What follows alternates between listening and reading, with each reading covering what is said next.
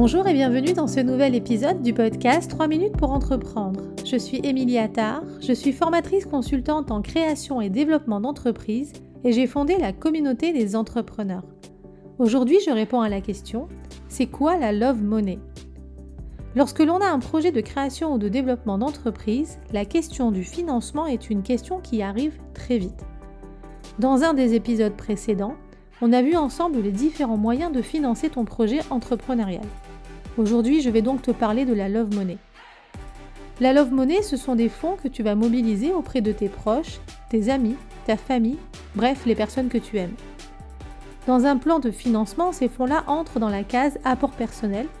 Si tu n'as pas formalisé leur entrée au capital de la société, on va le voir un peu plus loin. Alors, concrètement, comment cela fonctionne ? Eh bien, tu as deux solutions possibles.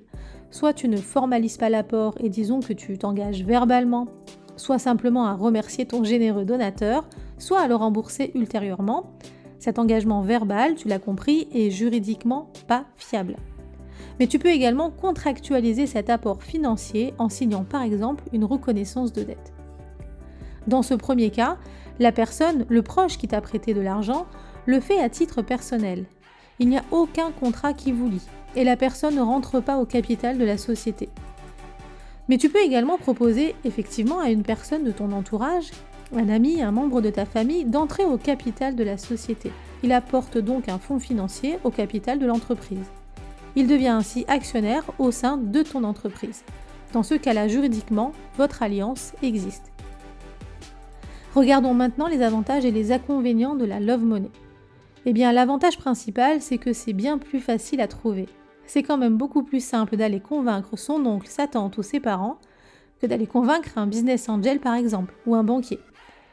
Faire appel à la Love Money et donc à un financement par ses proches te permet de voir si tes proches te soutiennent aussi financièrement sur ton projet, si tu arrives à les convaincre.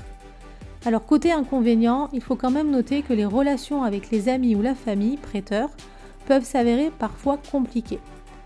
Alors pour que tout se passe bien, il faut que la relation que tu instaures avec ton prêteur soit transparente, honnête, que vous vous sentiez tous les deux en confiance. Pour que cette confiance soit pleine, tu dois être clair et honnête avec le prêteur. Ne pas lui vendre du rêve et surtout lui parler des risques qu'il prend à financer une création ou le développement d'une entreprise. En résumé, tes proches peuvent soutenir financièrement ton projet. Ils peuvent soit entrer au capital de ton entreprise comme n'importe quel investisseur, ou alors te faire un don sans aucune contrepartie et sans aucune implication juridique. Alors si tu as des questions par rapport au financement de ton projet ou à la Love Money, n'hésite pas à me les poser sur les réseaux sociaux. Je suis présente sur Instagram, TikTok, Facebook, LinkedIn et Pinterest. Je t'invite également à t'abonner au podcast pour ne rater aucun épisode. À très vite!